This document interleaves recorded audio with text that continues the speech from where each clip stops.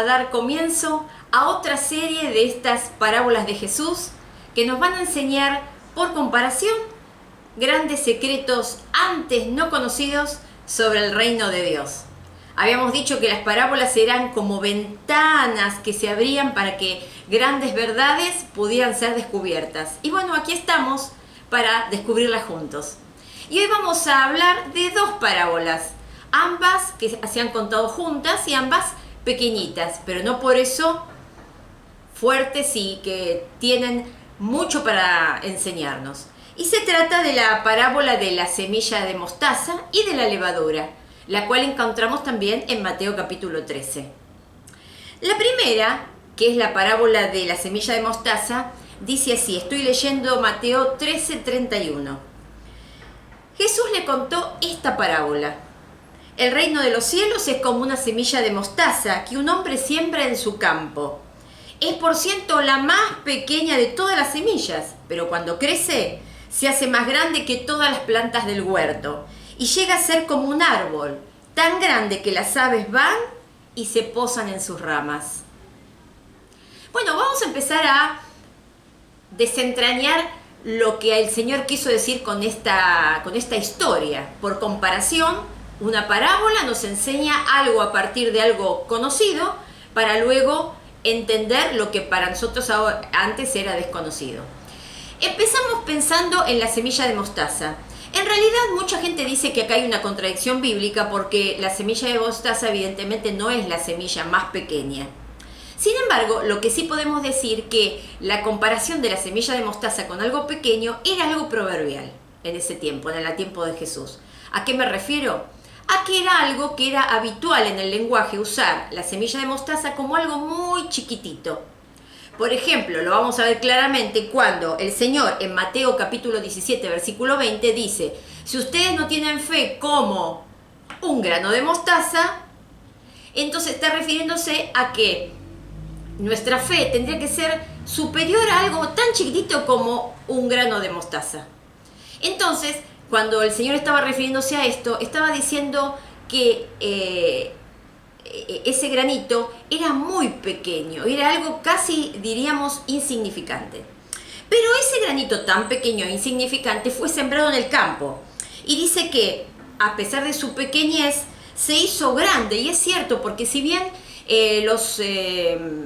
las plantas que dan el grano de mostaza, en muchos casos son arbustos, si se desarrollan totalmente, pueden llegar a ser árboles de hasta 3 metros de altura. Por lo cual estaba bien el Señor al decir que se ramificaba de tal manera que en sus ramas podían albergar aves y hacer ahí sus nidos. Esta idea del árbol que crece y en la cual se hacen nidos tiene que ver con el refugio que muchas veces personas encontraban en otros reinos. Una de las afirmaciones similares la encontramos en Daniel capítulo 4, versículo 11 y 12, donde se está hablando del reino de Babilonia, donde Nabucodonosor había crecido de una manera tremenda ese reino y hacía que otros reinos, otras personas pudieran ir ahí y encontrar cobijo y refugio en un reino que estaba en continua expansión. Lo mismo, por ejemplo, se habla como una simbología, se dice que el faraón, o sea, el reino de Egipto, era como un cedro del Líbano. Quiere decir que esta simbología lo que nos da a entender es que el reino de Dios es algo aparentemente muy pequeño, pero cuando se desarrolla es tan vasto que da la posibilidad a que muchos puedan encontrar refugio y se cobijen en él. ¿Qué querrá decir el Señor con esto? Bueno, partamos de la base del contexto donde fue dicho. Pensemos que el Señor estaba entre su segundo y tercer año de ministerio público, las tensiones con los fariseos y todos los religiosos de la época era cada vez peor, fue expulsado prácticamente o no se le daba tanto espacio en la sinagoga y en el templo y entonces tenía que recurrir a espacios públicos, a espacios al aire libre para poder dar sus enseñanzas. Y todo eso los discípulos lo veían. Ellos veían a un Señor que venía con un mensaje tremendo, importantísimo, que cambiaba vidas, pero veía también a un pueblo, sobre todo los religiosos, que tenían que haberle dado cobijo y albergue al Mesías, al enviado de Dios, que lo rechazaban. Mucha gente que lo seguía nada más que porque le daba de comer. Habían visto una persona comprometida y poderosa en obras y en fruto, como fue Juan el Bautista, que terminó decapitado. Y ahora un señor que le decía que pronto a él también lo iban a matar.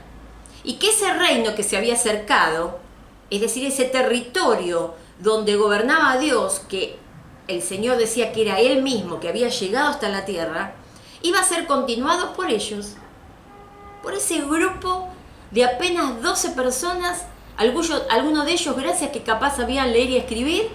Sin embargo, ellos iban a ser los continuadores de eso. ¿Cómo podrían hacer semejante empresa? La envergadura del desafío que el Señor les ponía por delante era tremendo. ¿Cómo podían hacerlo? ¿Cómo podrían 12 personas apenas insignificantes, con un Señor supuestamente ya pronto muerto, seguir adelante con la expansión de ese reino? En ese contexto de tantas dudas y de tanta complejidad, Jesús viene a contar esta parábola y les dice: el reino de Dios parece insignificante, pero va a crecer tanto que muchos van a encontrar cobijo y refugio en él. Y no tenemos que menospreciar la historia, ni tenemos que olvidarnos de ella. Hoy vivimos en una sociedad donde los niños tienen sus derechos, donde las mujeres han ganado mucho territorio perdido, mucho espacio, donde se cuida a los enfermos y donde hay leyes sociales que los amparan, sobre todo a los discapacitados, por ejemplo, donde tenemos educación que es para todos, no es nada más que para la élite, pero no siempre fue así. Si recordamos, la mujer, por ejemplo, en la antigüedad era prácticamente una cosa y de esa manera se la trataba. No tenía derechos, igual que los niños. Los niños muchas veces eran dejados morir, no bien nacían, y sobre todo si tenían algún tipo de discapacidad. ¿Qué decir de los enfermos? O de las personas que por algún accidente o esos avatares de la vida perdieron alguna parte de su cuerpo, ya no estaban habilitados para trabajar. Directamente se los dejaba morir. ¿Y qué contar de los esclavos? ¿Y qué contar de la educación, que era nada más que para ciertos niveles? Los demás estaban en el analfabetismo total. Pero fíjense lo que cuenta la historia. Siempre iniciativas individuales o pequeñas de parte de cristianos que, llevando adelante los principios del reino de Dios, que tienen que ver con el amor, con la justicia, con el perdón, fueron los que movilizaron los engranajes necesarios para que hoy pudiéramos contar con una educación para todos. Que hoy la mujer esté puesta en el nivel en que está. O que los niños hoy tengan sus derechos. O que no haya más esclavitud, por lo menos en los países más importantes. Y se sigue luchando en contra de todo eso. ¿Todo por qué?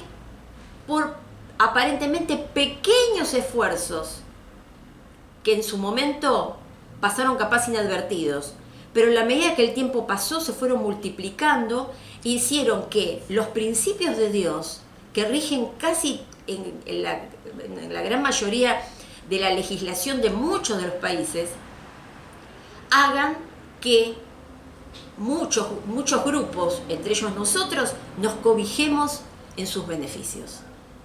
Tenía razón el Señor Jesús. El reino de Dios creció. En su momento, el reino de Dios era apenas Jesús, que se había acercado a este mundo, y en su vida era su territorio donde el Señor gobernaba. Recordemos que el reino de Dios es el territorio donde Dios gobierna con amor y con justicia, y hay alguien que lo obedece. Hasta ese momento, ese territorio era nada más que Jesús. Pero después se expandió a los 12. Después se expandió. Cuando dice la Biblia que murió el Señor Jesús, ya había 120. Pocos días después, Pedro hizo un gran discurso y dice que se sumaron 3.000. Y así el reino de Dios, o sea, el territorio donde el Señor, donde Jesús, donde Dios reina, cada día era más grande. Y no solamente se extendía a la cantidad de personas, se extendían esos principios. Y esos principios transformaban la vida, primero del gobernado, de la persona que aceptaba a Dios como rey. Y luego de las personas que estaban a su alrededor. Por eso esas transformaciones que se dieron en la sociedad. Por eso el Señor, con la parábola del grano de mostaza, lo que nos está diciendo, que un pequeño comienzo, algo minúsculo, algo capaz insignificante, va a contrastar con lo que va a terminar siendo ese reino de Dios. Tan grande va a ser ese reino de Dios, que dice Apocalipsis, que toda lengua, pueblo y nación va a alabar al Señor. O sea que aquellos 12, aquellos 120, se van a transformar en millones de personas de todos lados del planeta que van a decir que Jesucristo es el Señor. Qué maravilla, ¿no? Bueno, Él ya lo avisó. Él le dijo a Pedro en Mateo 16, 18, que sobre esta declaración, Pedro le acababa de decir que Él era el Mesías, el Hijo de Dios, el Hijo del Dios viviente. Sobre esa declaración, Él iba a construir su iglesia. Y las puertas del Hades, o sea, la autoridad que hasta ese momento tenía la muerte, no iba a poder detenerla. El poder de la muerte no la conquistará, dice una versión. Quiere decir que todo lo que tiene que ver con la muerte, el dolor de la muerte, el miedo, el temor y todo lo que trae acompañado, no va a poder detener el crecimiento del reino de Dios. Lo cual nos habla también de que ninguna circunstancia, por más tremenda que nos parezca, va a hacer que esto que empezó como una pequeña semillita plantada en un campo, se detenga. Esto va a crecer, va a crecer, va a crecer y va a triunfar. Y muchas personas, mientras el Señor dé este tiempo de gracia, van a poder albergarse en este reino. Qué privilegio que tenemos de poder formar parte de los que hemos aceptado que el Señor gobierne nuestras vidas y que hemos aceptado su perdón y que hemos aceptado que Él sea el que nos dé los principios de vida que tenemos que desarrollar, ¿no? En nuestra existencia podamos participar de este reino. Somos parte de esas ramas que se van extendiendo. Y la segunda parábola, que también contó luego de esta, muy pequeñita, que es la parábola de la levadura, dice en el versículo 33 de Mateo 13, que el reino de los cielos es como la levadura que una mujer mezcla con 3 medidas de harina para hacer fermentar toda la masa. 3 medidas de harina era lo que usualmente una mujer de Palestina usaba para hacer el pan del día. Nosotros estamos acostumbrados cuando hacemos un bollito para preparar un pan o una pizza, que vamos a la panadería o al supermercado y compramos un cubito de levadura o esa levadura ahora que hay en polvo. Pero en ese momento no era así. Había siempre en casa de todo israelita una masa fermentada. Entonces se hacía el pan, pero siempre se guardaba un pedazo. Ese pedazo a los días sucesivos se iba a seguir usando, de forma que siempre había masa leudada que servía para sacar un poquito, mezclarla con la harina y volver a hacer masa. Es más, se cuentan que uno de los regalos de bodas a las mujeres era masa. Es decir, la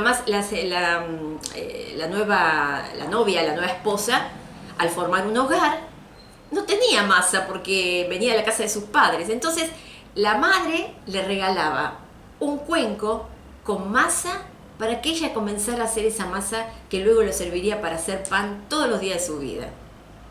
Ahora, ¿qué nos está enseñando esta parábola? Y lo que nos enseña es que sacar un poquito de masa y ponerla en 3 partes de harina, evidentemente después de formar el bollo nosotros la vemos y parece como que no pasó nada. Pero es cuestión de darle tiempo.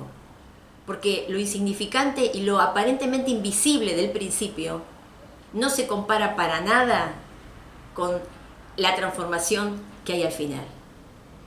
Porque la levadura transforma la harina, hace que toda la masa se leude y que sea explosivo el resultado que se encuentra.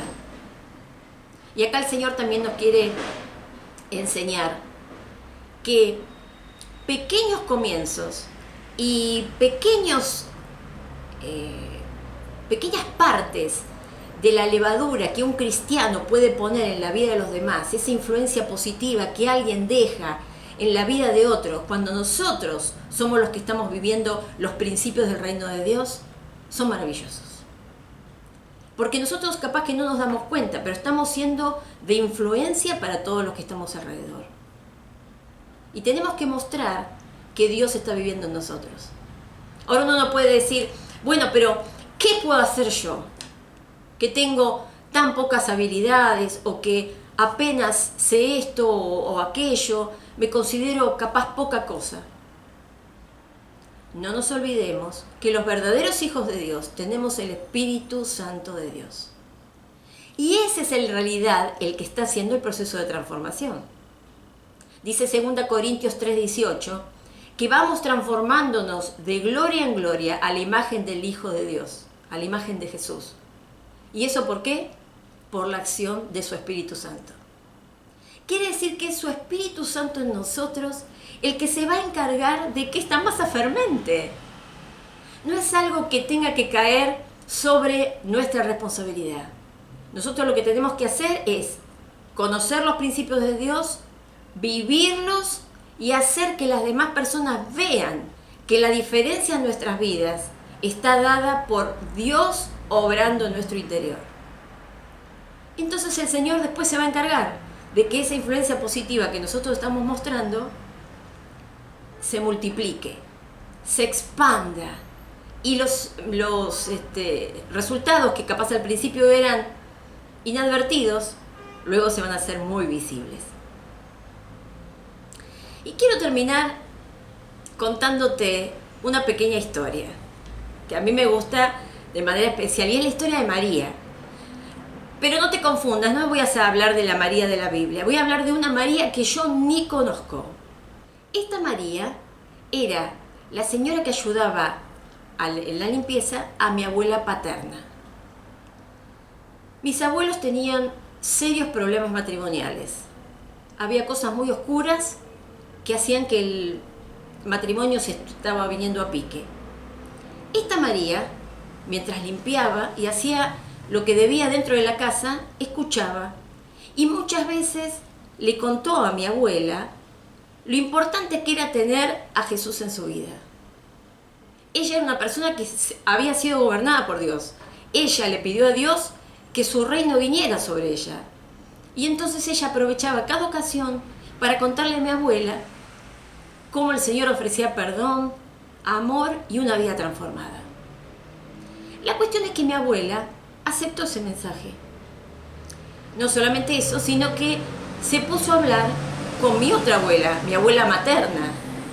Y entonces ella también quiso conocer más de Jesús, hasta que un día aceptó su gobierno en su vida. Te voy a hacer la historia corta. La influencia de mis dos abuelas hicieron que mis dos abuelos también creyeran en Jesús. La casa de ellos, su hogar, se revolucionó. Fue un cambio tremendo. Tanto es así que sus hijos, o sea, mi papá y mi mamá, también descubrieron a Jesús. Después de también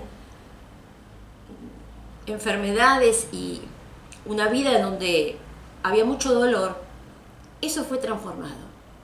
Y al poco tiempo apareció una bebé hermosa, bonita, bien cachetona, que era yo, y encontró una casa totalmente transformada.